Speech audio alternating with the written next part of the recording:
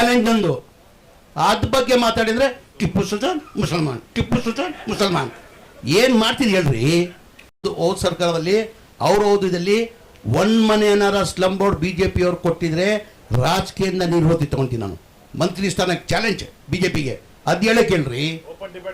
Open debate ready, ರಾಜೀನಾಮೆ ಕೊಡೋಕೆ ಸಿದ್ಧಾಗಿದ್ದೀನಿ ನಾನು. ಇಲ್ಲ, ಬರೇ ಟಿಪ್ಪು ಸುಲ್ತಾನ್ನ ಇಟ್ಕೊಂಡು ಅಲ್ಪಸಂಖ್ಯಾತನ ಇಟ್ಕೊಂಡೆ ರಾಜಕೀಯ ಮಾಡ್ತಾರೆ. ಏನು ಅಭಿವೃದ್ಧಿ ಮಾಡಿದಾರೆ ಹೇಳ್ರಿ? ಕೇಂದ್ರದಲ್ಲಿ ಅವ್ರದೇ ಸರ್ಕಾರ ಇದೆಯಲ್ಲ, ಏನು ಅಭಿವೃದ್ಧಿ ಅಂತ ಹೇಳಕ್ಕೆ ಹೇಳಿ. ಯಾವತ್ತರ ಮಂದಿನ ಇಲ್ಲಿದ್ದಾರಾ? ಇಂಥ ಅಭಿವೃದ್ಧಿ ಕೆಲಸ ಮಾಡಿದ್ದೀವಿ, ಬಡವರಿಗೆ ಮಾಡಿದೀವಿ ಅಂತ ಯಾವತ್ತನ ಹೇಳಿದಾರಾ?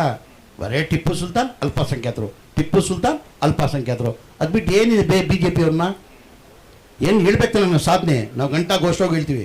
ನಮ್ಮ ಸರ್ಕಾರ ಇತ್ತು, ಹಿಂದಿನ ಸರ್ಕಾರದಲ್ಲಿ ಸಿದ್ದರಾಮಯ್ಯ ಅವರು ಮುಖ್ಯಮಂತ್ರಿ ಇದ್ದರು, ಮುಖ್ಯಮಂತ್ರಿ ಇಂಥ ಭಾಗ್ಯಗಳು ಕೊಟ್ಟರು, ಇಂಥ ಕಾರ್ಯಕ್ರಮ ಕೊಟ್ಟರು. ಈ ಬಾರಿ ನಮ್ಮ ಸರ್ಕಾರ ಬಂದಿದೆ, ಇಂಥ ಕಾರ್ಯಕ್ರಮ ಕೊಡ್ತೀವಿ ಅಂತ ಹೇಳ್ಬಿಟ್ಟು ಗಂಟಾ ಘೋಷವಾಗಿ ಹೇಳ್ತೀವಿ. ಕೇಂದ್ರ ಸರ್ಕಾರ ನಮ್ಮ ಸರ್ಕಾರ ಇತ್ತು 2014ವರೆಗೂ. ಮನಮೋಹನ್ ಸಿಂಗ್ ಪ್ರಧಾನಮಂತ್ರಿ ಆಗಿದ್ದರು. ಪ್ರಧಾನಮಂತ್ರಿ ಇರುವಾಗ ನಾವು ಏನು ಮಾಡಿದ್ದೀವಿ, ನಮ್ಮ ಸರ್ಕಾರ ಬಂದರೆ ಮುಂದೆ ಏನು ಮಾಡ್ತೀವಿ ಅಂತ ಹೇಳ್ತೀವಿ. BJP ಅವ್ರು ಎಂದನ ಹೇಳಿದಾರಾ? ಅವ್ರ ಸಾಧನೆ 0. ಬರೀ ಹಿಂದೂ ಮುಸಲ್ಮಾನ್, ಹಿಂದೂ ಅವ್ರಿಗೆ ಹಿಂದೂನೂ ಬೇಕಾಗಿಲ್ಲ, ಯಾವ ಮುಸಲ್ಮಾನೂ ಬೇಕಾಗಿಲ್ಲ. ಅವ್ರು ಬೇಕಾಗಿರೋದು ಅಧಿಕಾರ. ಅಧಿಕಾರಕ್ಕೋಸ್ಕರ ಇರೋ ಜಾತಿ ಭೇದ ತಂದಿಡ್ತಾವ್ರೆ. ಎಲ್ಲಿದು ಹೇಳ್ಬೇಕು ತಾನೆ? ಈಗ ನಾವು ಹೇಳ್ತೀವಿ 5 ಗ್ಯಾರಂಟಿ ಕೊಟ್ಟಿದ್ದೀವಿ, ಬಡವ್ರ ಮನೆ ಕೊಟ್ಟಿದ್ದೀವಿ. ಚುನಾವಣೆ ಟೈಮಲ್ಲಿ ಘೋಷಣೆ ಮಾಡಿರಲಿಲ್ಲ ನಾವು.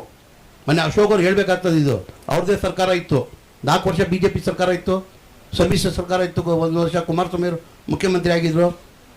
ನಾವು ಚುನಾವಣೆ ಟೈಮಲ್ಲಿ 5 ಗ್ಯಾರಂಟಿಯನ್ನು ಘೋಷಣೆ ಮಾಡಿದ್ವಿ. ಇದೇ ವಿರೋಧ ಪಕ್ಷದವ್ರು ಏನಂದ್ರು, ಈ 5 ಗ್ಯಾರಂಟಿಗಳು ಕೊಡೋಕ್ಕೆ ಸಾಧ್ಯ ಆಗಲ್ಲ, ಇವ್ರು ಬರೀ ರಾಜಕೀಯ ಭಾಷಣ ಮಾಡಿದ್ದಾರೆ, ಈ ಗ್ಯಾರಂಟಿಗಳು ಕೊಡೋಕ್ಕೆ ಸಾಧ್ಯ ಆಗಲ್ಲ, ಈ ಗ್ಯಾರಂಟಿಗಳು ಕೊಡಬೇಕಾದ್ರೆ 55ರಿಂದ 60 ಸಾವಿರ ಕೋಟಿ ಆಗ್ತದೆ, ಎಲ್ಲಿಂದ ಕೊಡೋಕ್ಕೆ ಸಾಧ್ಯ ಅಂದರು. ನಮ್ಮ ಸರ್ಕಾರ ಬಂದು ಸಿದ್ದರಾಮಯ್ಯ ಮುಖ್ಯಮಂತ್ರಿಯಾಗಿ ಒಂದೇ ತಿಂಗಳಲ್ಲಿ 5 ಗ್ಯಾರಂಟಿನ ಲಾಗು ಮಾಡಿದ್ವಿ.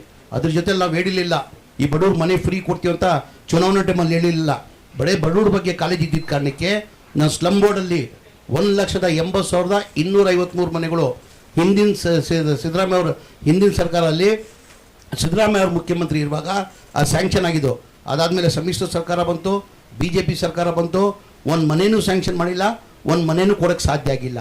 ನನ್ನ ಗಮನಕ್ಕೆ ಬಂದಾದಮೇಲೆ ನನ್ನ ಮನೆ ಮುಖ್ಯಮಂತ್ರಿಗಳಿಗೆ ಹೆಂಗೋಪ ಹೋಗಿ ಹೇಳೋದು, ಈ ಗ್ಯಾರಂಟಿಗಳಿಗೆ 55ರಿಂದ 60 ಸಾವಿರ ಕೋಟಿ ಆಗ್ತದೆ, ಈ ಮನೆಗಳು ಕಟ್ಟಬೇಕಾದ್ರೆ ರಾಜೀವ್ ಗಾಂಧಿದು ಮತ್ತು ಸ್ಲಮ್ ಬೋರ್ಡ್ದು 1,80,000 ಸ್ಲಮ್ ಬೋರ್ಡ್ದು, ರಾಜೀವ್ ಗಾಂಧಿ 47,860 ಮನೆ, ಒಟ್ಟಾಗಿ 2,30,000 ಮನೆ ಕಂಪ್ಲೀಟ್ ಆಗಬೇಕಾದ್ರೆ 9,000 ಕೋಟಿ ಬೇಕಾಗ್ತದೆ. ಹೆಂಗಪ್ಪ ಮನೆ ಮುಖ್ಯಮಂತ್ರಿ ಹೋಗಿ ಹೇಳೋದು ಈ ಗ್ಯಾರಂಟಿಗಳಿಗೆ 55ರಿಂದ 60 ಸಾವಿರ ಕೋಟಿ ಆಗ್ತದೆ? ಹೆಂಗೆ ಹೇಳೋದಂತ ಧೈರ್ಯ ಮಾಡಿ ಮನೆ ಮುಖ್ಯಮಂತ್ರಿ ಗಮನಕ್ಕೆ ತಂದೆ. ಸರ್, ಹಿಂದಿನ ಸರ್ಕಾರದಲ್ಲಿ ತಾವೇ ಮುಖ್ಯಮಂತ್ರಿ ಇರುವಾಗ ಈ ಮನೆಗಳು ಸ್ಯಾಂಕ್ಷನ್ ಮಾಡಿದ್ದು, ಅದಾದಮೇಲೆ ಒಂದು ಮನೆಯೂ ಸ್ಯಾಂಕ್ಷನ್ ಮಾಡಿಲ್ಲ, ಒಂದು ಮನೆಯೂ ಕೊಡೋಕ್ಕೆ ಸಾಧ್ಯ ಆಗಿಲ್ಲ. ಬಡವರು ಬೀದಿಯಲ್ಲಿದ್ದಾರೆ ಸರ್, ಬಡವರು ಬೆನಿಫಿಷರಿ ಪೇಮೆಂಟ್ ಕೊಡೋಕ್ಕೆ ಸಾಧ್ಯ ಆಗಲ್ಲ. 7 ಲಕ್ಷ ಆಗ್ತದೆ ಒಂದು ಮನೆ ಕಟ್ಟೋಕ್ಕೆ. ಕೇಂದ್ರ ಸರ್ಕಾರದಿಂದ ಪ್ರಧಾನಮಂತ್ರಿ ಪುರುಷೋತ್ತಮ್ ಸರ್, ಪ್ರಧಾನಮಂತ್ರಿ ಆವಾಸ್ ಯೋಜನೆ ಅಂತ 1.5 ಲಕ್ಷ ಕೊಡ್ತಾರೆ. ಅದಕ್ಕೆ 18% GST ಆಗಿಬಿಟ್ಟು 1,32,000 ವಾಪಸ್ ಕೊಡ್ತಾರೆ. ನಾಮಕೆ ವ್ಯವಸ್ಥೆ ಕೊಡ್ತಾವ್ರೆ. ನಾನು ಭಾಳ ಸತಿ ಸದನದಲ್ಲಿ ಹೇಳಿದೆ, ಅಸೆಂಬ್ಲಿಯಲ್ಲಿ ರಿಕ್ವೆಸ್ಟ್ ಮಾಡ್ಕೊಂಡ್ರೆ BJP ಸ್ನೇಹಿತರಿಗೆ, ನಿಮ್ಮದೇ ಸರ್ಕಾರ ಇದೆಯಲ್ಲ ಸರ್ ಕೇಂದ್ರದಲ್ಲಿ, ದಯಮಾಡಿ ಬಡವ್ರ ಮನೆ ಕಟ್ಟಕ್ಕೆ GST ಹಾಕೋದು ಬೇಡ ಅಂತ ಹೇಳಿ ಸರ್ ಅಂತ ಅವ್ರಿಗೂ ಕೇಳ್ಕೊಂಡಿದ್ದೀನಿ ನಾನು. ಹಂಗಂತ 1.5 ಲಕ್ಷ ಕೇಂದ್ರ ಸರ್ಕಾರದಿಂದ ಸಬ್ಸಿಡಿ ಬರ್ತದೆ, ರಾಜ್ಯ ಸರ್ಕಾರದಿಂದ 1.5 ಲಕ್ಷ ಕೊಡ್ತಾರೆ. 7.5 ಲಕ್ಷದಲ್ಲಿ 3 ಲಕ್ಷ ಹೋದರೆ ಎಷ್ಟು ಉಳಿತು? 4.5 ಲಕ್ಷ. ಬೆನಿಫಿಷಿಯರಿ ಪೇಮೆಂಟ್ ಕಟ್ಟಬೇಕಾಗಿತ್ತು 2,30,000 ಮನೆಗಳಿಗೆ 9,000 ಕೋಟಿ ಕಟ್ಟಬೇಕಾಗಿತ್ತು. ಬರೇ 310 ಕೋಟಿ ಬಂದಿದೆ 8 ವರ್ಷದಲ್ಲಿ. ಯಾರು 5,000 ಕೊಟ್ಟವ್ರೆ, ಯಾರು 10,000 ಕೊಟ್ಟವ್ರೆ, ಯಾರು 15,000 ಕೊಟ್ಟವ್ರೆ. ಬಡವ್ರು ಕೊಡೋಕ್ಕೆ ಸಾಧ್ಯ ಆಗಲ್ಲ. ಮನೆ ಮುಖ್ಯಮಂತ್ರಿ ಗಮನಕ್ಕೆ ತಂದೆ, ಸರ್ ಹಿಂಗೆ ಬಡವ್ರು ಕೊಡೋಕ್ಕೆ ಸಾಧ್ಯ ಆಗಲ್ಲ, ನಾವೇ ಸರ್ಕಾರ ವತಿಯಿಂದ ಕೊಡಬೇಕಾಗ್ತದೆ ಸರ್. ಈಗ ಜನ ಬೀದಿಯಲ್ಲಿದ್ದಾರಂತ ಅವ್ರು ಬಡವ್ರ ಬಗ್ಗೆ ಕಾಲೇಜ್ ಇದ್ದಿದ್ದ ಕಾರಣಕ್ಕೆ ಸಿದ್ದರಾಮಯ್ಯ ಅವರು ಒಪ್ಕೊಂಡು ಆಯಿತು 4 ಲಕ್ಷ ನಾನೇ ಕೊಡ್ತೀನಿ ಡಿಫ್ರೆನ್ಸ್ ಮಾಡೋದು. 2026 ಕೊನೆಯಲ್ಲಿ ಎಲ್ಲ ಮನೆಗಳು ಕಂಪ್ಲೀಟ್ ಮಾಡಿಕೊಡ್ಬೇಕಂತ ಹೋದ ವರ್ಷ 2024 ಜನವರಿಯಲ್ಲಿ ಕ್ಯಾಬಿನೆಟ್ ತಂದು ಅಪ್ರೂವ್ ಮಾಡಿದ್ದಕ್ಕೆ 500 ಕೋಟಿ ಬಿಡುಗಡೆ ಮಾಡಿದ್ದಕ್ಕೆ ಕಾರಣಕ್ಕೆ 36,789 ಮನೆಗಳು ಕೊಟ್ವಿ. ಏನಿಗೆ BJP ಅವ್ರು ಕೊಟ್ಟಿಲ್ವಾ? ಯಡಿಯೂರಪ್ಪ ಇರಲಿಲ್ವಾ 2 ವರ್ಷ ಮುಖ್ಯಮಂತ್ರಿಗಳು? ಬಸವರಾಜ ಬೊಮ್ಮಾಯಿ 2 ವರ್ಷ ಮುಖ್ಯಮಂತ್ರಿ ಇರಲಿಲ್ವಾ? ಅವ್ರ ಬಡವ್ರ ಬಗ್ಗೆ ಕಾಳಜಿ ಇರಲಿಲ್ವಾ? ಕುಮಾರಸ್ವಾಮಿ 1.5 ವರ್ಷ ಮುಖ್ಯಮಂತ್ರಿ ಇರಲಿಲ್ವಾ? ಅವ್ರ ಬಡವ್ರ ಬಗ್ಗೆ ಕಾಳಜಿ ಇರಲಿಲ್ವಾ? ಬರೀ ಕಾಂಗ್ರೆಸ್ ಪಕ್ಷಕ್ಕೆ ಮತ್ತು ಸಿದ್ದರಾಮಯ್ಯ ಮಾತ್ರನ ಏನಾರ BJP ಅವರು ಸ್ಲಮ್ ಬೋರ್ಡಲ್ಲಿ ಅವ್ರ ಅವಧಿಯಲ್ಲಿ ಹೋದ ಸರ್ಕಾರದಲ್ಲಿ ಅವ್ರ ಅವಧಿಯಲ್ಲಿ 1 ಮನೆ ಏನಾರ ಸ್ಲಮ್ ಬೋರ್ಡ್ BJP ಅವ್ರು ಕೊಟ್ಟಿದ್ರೆ ರಾಜಕೀಯದಿಂದ ನಿರ್ವೃತ್ತಿ ತಗೊಂತೀನಿ ನಾನು. ಮಂತ್ರಿ ಸ್ಥಾನಕ್ಕೆ ಚಾಲೆಂಜ್ BJPಗೆ, ಅದು ಹೇಳೇ ಕೇಳ್ರಿ. ಓಪನ್ ಡಿಬೇಟ್ ರೆಡಿ, ರಾಜೀನಾಮೆ ಕೂಡ ಸಿದ್ಧಾಗಿದ್ದೀನಿ ನಾನು. ಚಾಲೆಂಜ್ ನಂದು. ಅದ್ರ ಬಗ್ಗೆ ಮಾತಾಡಿದರೆ ಟಿಪ್ಪು ಸುಲ್ತಾನ್ ಮುಸಲ್ಮಾನ್, ಟಿಪ್ಪು ಸುಲ್ತಾನ್ ಮುಸಲ್ಮಾನ್. ಏನು ಮಾಡ್ತೀರಿ ಹೇಳ್ರಿ? ಹಾಂ, ಅದು ಬಿಟ್ಟು ಬೇರೆ ಏನೂ ಇಲ್ಲ. ಎಲ್ಲಾನ ಒಂದು ಅಲ್ಪಸಂಖ್ಯಾತ ಎಲ್ಲರೂ ಒಂದಾದರೆ ಶುರು ಅದೇ. ಏನು ಮಾಡಿದ್ದೀನಿ ಅಂತ ಹೇಳಿ ನಾವು ಘಂಟಾಘೋಷವಾಗಿ ಹೇಳ್ತೀವಿ, ನಮ್ಮ ಸರ್ಕಾರ ಇದು ಮಾಡಿದ್ಯಾ ಅಂತ. ನಾನು ವಸತಿ ಮಂತ್ರಿಯಾಗಿ ಹೇಳಿದ್ದೀನಿ, ಅಶೋಕ್ ಮಂತ್ರಿ ಆಗಿದ್ರು. ಏನು ಮಾಡಿದ್ರಿ ಹೇಳ್ರಿ ನೀವು? ನಿಮ್ಮದೇ ಸರ್ಕಾರ ಐತಲ್ಲ, ಏನು ಮಾಡಿದ್ರಿ ಹೇಳಿ? ಅದು ಬಿಟ್ಟು ಸುಮ್ಗೆ ಟಿಪ್ಪು ಮುಸ್ಲಿಂ, ಟಿಪ್ಪು ಮುಸ್ಲಿಂ, ಅದು ಬಿಟ್ಟು ಏನೂ ಬರಲ್ಲ ಅವ್ರಿಗೆ. ಆಮೇಲೆ ಇತಿಹಾಸ ತೆಗೀರಿ, ಅಶೋಕ್ ಸಾಹೇಬ್ರು ಹೇಳಿ, ಕಾಂಗ್ರೆಸ್ ಪಕ್ಷದ ಇತಿಹಾಸ ತೆಗಿ ಕೇಳಿ. ಯಾವಾಗ ಚುನಾವಣೆ ಬರ್ತದೆ, ಜನಗಳು ಮಧ್ಯದ ಹೋಗಿದ್ರೆ ಕಾಂಗ್ರೆಸ್ ಅವರು ಜನಗಳಿಗೆ ನಮ್ಮ ಸಾಧನೆನ ಹೇಳಿ ಮತ ಕೇಳ್ತೀವಿ ನಾವು. ನಮ್ಮ ಸರ್ಕಾರ ಇತ್ತು, ಹಿಂಗೆ ಮಾಡಿದ್ವಿ ನಾವು, ಮುಂದೆ ನಮ್ಮ ಸರ್ಕಾರ ಬಂದರೆ ನಾವು ಹಿಂಗೆ ಮಾಡ್ತೀವಂತ. ಇವ್ರು ಯಾವ ಥರ ಹೇಳಿದಾರ ಸಾಧನೆ? ಸುಮ್ಮನೆ ರೀ, ಎಲ್ಲೋದ್ರೂ ಇದೇ ಭಾಷಣ. ಮೊನ್ನೆ ಮಹಾರಾಷ್ಟ್ರದಲ್ಲಿ ನೋಡಿದೆ ನಾನು, ಯೋಗಿ ಇವ್ರದ್ದು ಭಾಷಣ ಏನೋ. ನಮ್ಮ ಮುಖ್ಯಮಂತ್ರಿ ಇದ್ದಾರಲ್ಲ UPದಲ್ಲಿ, ಅವ್ರ ಭಾಷಣ ನೋಡಿದೆ. ಹಾಂ, ಏನೋ ರಸ್ತೆದಲ್ಲೆಲ್ಲ ಮಸೀದಿ ನಮಾಜ್ ಮಾಡೋದು ನಿಲ್ಲಿಸ್ಬಿಟ್ಟಿದ್ದೀನಿ, ಮಸೀದಿಗೆಲ್ಲ ಸ್ಪೀಕರ್ಸ್ ಎಲ್ಲ ಕಿತ್ತಾಕ್ಬಿಟ್ಟಿದ್ದೀನಿ. ಏನೋ ಅವ್ರು ಸ್ಪೀಕರ್ ತೆಗ್ದಾಕ್ಬಿಟ್ರೆ ಮಸೀದಿಯಲ್ಲಿ ರಸ ಮಾಡಿದ್ರೆ ನಮಾಜ್ ಮಾಡಲ್ಲ ಮುಸಲ್ಮಾನ್ಗಳು. ಮನೆಯಲ್ಲಿ ನಮಾಜ್ ಮಾಡ್ತೀವಿ. ಇನ್ನೂ ಒಳ್ಳೇದು ಮಾಡಿಕೊಟ್ಟವ್ರು ನಮಗೆ. ರಸ್ತೆ ಬಿಟ್ಟು ಮನೆಯಲ್ಲಿ ನಮಾಜ್ ಮಾಡ್ತಾ ಇದೆ. ಇನ್ನೂ ಬರ್ಕತ್ ಬರ್ತಾ ಇದೆ ನಮಗೆ, ಇನ್ನೂ ಬರ್ಕತ್ ಬರ್ತಾ ಇದ್ದೀರಿ. ರಸ್ತೆಯಲ್ಲಿ ಮಾಡ್ತಾ ಇದ್ವಿ. ಈಗ ಇವ್ರು ಹೇಳ್ತಾವ್ರೆ UP ಇವ್ರ ಸರ್ಕಾರ ಏನು ಬೇಕಾದ್ ಮಾಡ್ಬೋದು. ಈಗ ನಾವು ನಮಾಜ್ ಅವ್ರು ರಸ್ತೆಯಲ್ಲಿ ಬಂದ್ ಮಾಡಿದ ತಕ್ಷಣ ನಮಾಜ್ ನಿಲ್ಲಿಸ್ಬಿಡ್ತೇವೆ ನಾವು. ಮನೆ ನಮಾಜ್ ಮಾಡ್ತಾ ಇದ್ದೀವಿ, ಮನೆ ನಮಾಜ್ ಮಾಡ್ತಾ ಇದ್ವಿ. ಅದು ನಿಲ್ಸಕ್ಕೆ ಹೇಳಿ, ಅದು ನಿಲ್ಸಕ್ಕೆ ಹೇಳ್ರಿ. ಕರ್ನಾಟಕ ಅಂತೀವಿ, ಹೈದರಾಬಾದ್ ಕರ್ನಾಟಕದ ಭಾಗದಲ್ಲಿ ಏನಾಗಿದೆ ಆವತ್ತಿಂದನೂ ಅದು ಹೈದರಾಬಾದ್ ನಿಜಾಮ್ ಇದರಿಂದ ಬಂದಿದ್ದ ಕಾರಣಕ್ಕೆ ಅಲ್ಲೆಲ್ಲ ಭಾಳ ಜನ ಅಲ್ಪಸಂಖ್ಯಾತರಿಗಂತಿಲ್ಲ, ಬೇರೆಯವ್ರಿಗೂ ಅಲ್ಲಿ ಸ್ವಲ್ಪ ಕನ್ನಡ ಫ್ಲೂಯೆಂಟಾಗಿ ಬರಲ್ಲ. ಕಾರಣ ಅಂದರೆ ಅಲ್ಲೆಲ್ಲ ಉರ್ದುನೇ ಜಾಸ್ತಿ ಅಲ್ಲಿ ನಮ್ಮ ಹೈದರಾಬಾದ್ ಕರ್ನಾಟಕದಲ್ಲಿ ಆ ಭಾಗದಲ್ಲಿ. ಆ ಕಾರಣಕ್ಕೆ ನಾವು ಇಲ್ಲಿ ಕರ್ನಾಟಕದ ಕಾರಣಕ್ಕೆ ನಾವೆಲ್ಲ ಕನ್ನಡ ಕಂಪಲ್ಸರಿ ಕರಿಬೇಕಂತ ಹೇಳ್ಬಿಟ್ಟು ಈ ತೀರ್ಮಾನ ತಗೊಂಡು ಇವತ್ತಿಂದ ಚಾಲನೆ ಕೊಟ್ಟಿದ್ದೀವಿ. ಎಲ್ಲ ಮದ್ರಸೆಗಳಲ್ಲಿ, ಆಮೇಲೆ ಮಸೀದಿ. ಏನಕ್ಕೆ ಮದ್ರಸೆಗಳೆಲ್ಲ ಅಂದರೆ ಆ ಮದ್ರಸೆಗೆ ಈ ಗುರುಗಳು ಏನು ಮಾಡ್ತಾರೆ, ಮಕ್ಳಿಗೆ ಪಾಠ ಹೇಳ್ಕೊಡ್ತಾರೆ. ಅವ್ರು ಕನ್ನಡ ಬಂದರೆ ಅವ್ರು ಬೇರೆ ಮಕ್ಳಿಗೆ ಹೇಳ್ಕೊಡ್ಬೋದು. ಆಮೇಲೆ ಈ ಮಸೀದಿ ಇದಾದಮೇಲೆ ಮಸೀದಿ ಗುರುಗಳಿಗೆ ಮಾಡ್ತೀವಿ. ಮಸೀದಿ ಗುರುಗಳಿಗೆ ಪಾಠ ಹೇಳ್ಕೊಟ್ರೆ ಅವ್ರು ಕನ್ನಡ ಬಂದರೆ ಅವರಲ್ಲಿ ಮಸೀದಿಯಲ್ಲಿ ಕೂತ್ಕೊಂಡು ಬರೋರಿಗೆಲ್ಲ ಹೇಳ್ಕೊಡೋದು ಹಿನ್ನೆಲೆಯಲ್ಲಿ ಎಲ್ಲ ಇದರಲ್ಲಿ ಇಡೀ ರಾಜ್ಯದಲ್ಲಿ ಎಲ್ಲ ಅಲ್ಪಸಂಖ್ಯಾತರಿಗೆ ಫ್ಲೂಯೆಂಟ್ ಕನ್ನಡ ಬರೋದು, ಭಾಳ ಫ್ಲೂಯೆಂಟ್ ಕನ್ನಡ ಕಲಿಬೇಕಂತ ಒಂದು ಕಾರ್ಯಕ್ರಮ ನಾವು ಹಮ್ಮಿಕೊಂಡಿದ್ದೀವಿ. ಈಗ ಟೋಟಲ್ 2000 ಮದ್ರಸೆಗಳು ಇದೆ. ಈಗ 200 ಜನನ ಇವತ್ತು ಚಾಲನೆ ಕೊಟ್ಟಿರೋದು.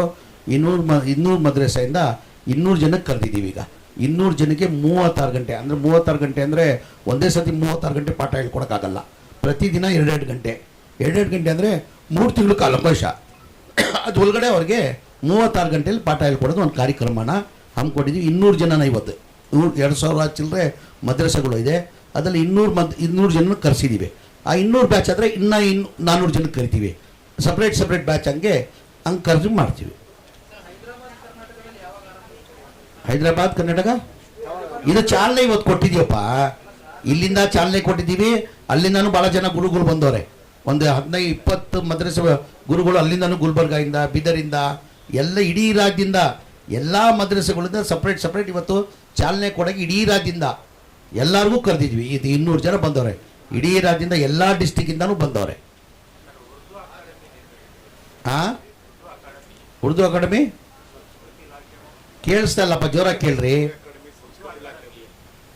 ಏನು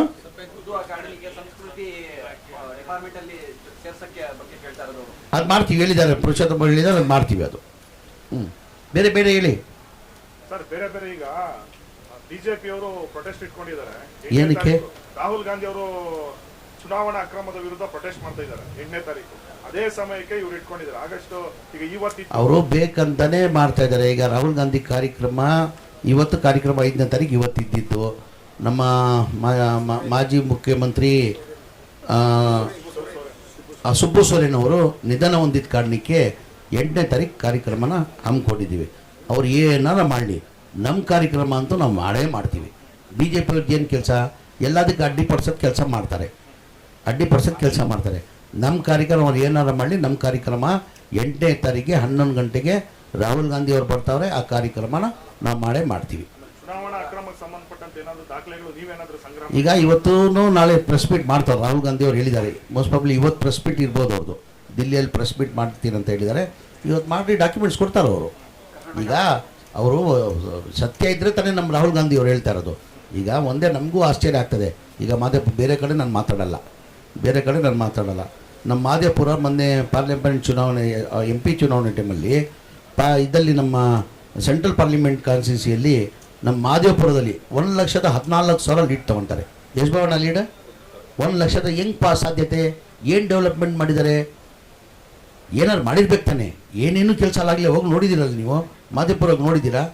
ನಮಗೂ ಆಶ್ಚರ್ಯ ಆಗ್ತದೆ. ವಿತ್ ಡಾಕ್ಯುಮೆಂಟ್ಸ್ ಇವತ್ತು ನನ್ನ ನಾಯಕರಾದಂಥ ರಾಹುಲ್ ಗಾಂಧಿ ಅವರು ಇವತ್ತು ಪ್ರೆಸ್ ಮೀಟ್ ಮಾಡಿ ಹೇಳ್ತೀನಿ ಅಂತ ಹೇಳಿ ನೋಡುವ, ಅವ್ರು ಪ್ರೆಸ್ ಮೀಟ್ ಮಾಡುವಾಗ ಮಾತಾಡುವ. ಬಿಜೆಪಿ ಅವರು ಹೇಳ್ತಿರೋದು ಏನಂದ್ರೆ ಸರ್, ಎಲೆಕ್ಷನ್ ನಡೆದು 45 ದಿನಗಳೊಳಗೆ ಇವರು ಅಕ್ರಮ ಇದ್ರೆ ಆಗ್ಲೇ ಸಾಕ್ಷಿ ಬಿಡುಗಡೆ ಮಾಡಬೇಕಾಗಿ. ಅದಕ್ಕೆ ಟೋಟಲ್ ರಾಹುಲ್ ಗಾಂಧಿ ಅವ್ರ ಮಾತನ್ನ ಅಂದ್ರೆ ನೋಡಿದ್ರೆ ನೀವು 6 ತಿಂಗಳು ಕಾಲಾವಕಾಶ ತಗೊಂಡ್ರು, ನನಗೆ ಎಲ್ಲ ಸ್ಟಡಿ ಮಾಡಿ ನಾನು ಪಕ್ಕಾ ದಾಖಲೆಯನ್ನು ಕಲೆಕ್ಟ್ ಮಾಡಿ ನಾನು ಹೇಳ್ತಾ ಇರೋದು ಅಂತ ಹೇಳಿದರು. ಈಗ ರಾಹುಲ್ ಗಾಂಧಿ ಅವ್ರ ಪ್ರೆಸ್ ಮೀಟ್ ಮಾಡಿ ಏನಂದ್ರು ಒಂದು ವಾರ ಹಿಂದೆ, ನಾನೆಲ್ಲ ಇದು ಮಾಡಬೇಕಾದ್ರೆ ನನಗೆ 6-7 ತಿಂಗಳು ಕಾಲಾವಕಾಶ ತಗೊಂಡ್ರೆ ನನಗೆ ಎಲ್ಲ ಮಾಹಿತಿ ಪಕ್ಕಾ ತಗೊಂಡೆ ವಿತ್ ಅವಿಡೆನ್ಸ್ ಹೇಳ್ತಾ ಇದ್ದೀನಿ. ಇವತ್ತು ಪ್ರೆಸ್ ಮೀಟ್ ಮಾಡಿದ್ರೆ ಗೊತ್ತಾಗ್ತದೆ ಸರ್. ಈಗ ಮಧ್ಯಾಹ್ನ ಏನೋ ಪ್ರೆಸ್ ಮೀಟ್ ಇಟ್ಕೊಂಡಿದ್ದಾರೆ ರಾಹುಲ್ ಗಾಂಧಿ ಅವರು.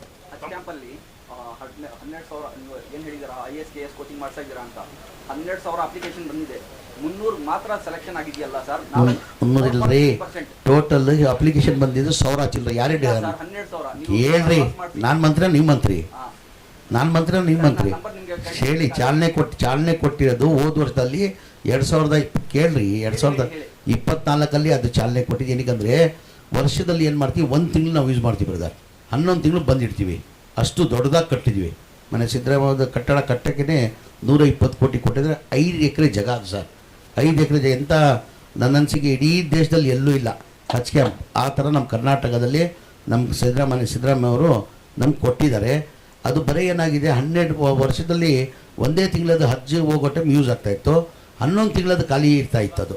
ಅದಕ್ಕೆ ಹೆಂಗೆ ಮಾಡೋದು ಅಂತ ಹೇಳ್ಬಿಟ್ಟು ನಾನೇನು ಮಾಡಿದೆ, ಹೋದ ವರ್ಷದಲ್ಲಿ ಪ್ಲ್ಯಾನ್ ಮಾಡಿ 400 ಜನನ ಒಂದೇ ಸತಿ ಈಗ ಬರಲಿ, ಈಗ ಜಾಸ್ತಿ ಮಾಡ್ಕೊಂಡು ಹೋಗ. ಈ ವರ್ಷ ಬೇರೆ 300 ಜನನ ಟ್ರೈನಿಂಗ್ ಮಾಡ್ತಾ ಇರೋ ಸರ್. ಈ ವರ್ಷಕ್ಕೆ ನಾನು ಕೇಳ್ತಾ ಇರೋದು, ಹಾಂ ಈ ವರ್ಷ 300 ಜನರಿಗೆ ಮಾತ್ರ ಐತ್ರಿ. ಎಲ್ಲರಿಗೂ ಆಸೆ ಇರ್ತದೆ 20,000 ಅಪ್ಲಿಕೇಶನ್ ಬಂದು 30 ಜನ.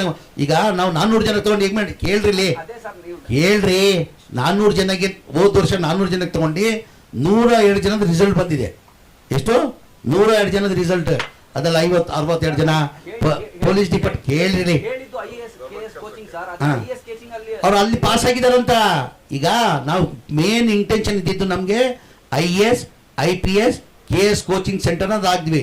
ಅಲ್ಲೇ ನಮ್ಮಲ್ಲಿ ಓದಿ ಸಬ್ ಇನ್ಸ್ಪೆಕ್ಟರ್ ಆಗಿದ್ದಾರೆ, ಕಾನ್ಸ್ಟೇಬಲ್ಗಳು ಆಗಿದ್ದಾರೆ, ಫೈನಾನ್ಸ್ ಡಿಪಾರ್ಟ್ಮೆಂಟಲ್ಲಿ ಆಯ್ಕೆ ಆಗಿದ್ದಾರೆ, ರೆವಿನ್ಯೂ ಡಿಪಾರ್ಟ್ಮೆಂಟಲ್ಲಿ ಆಯ್ಕೆ ಆಗಿದ್ದಾರೆ.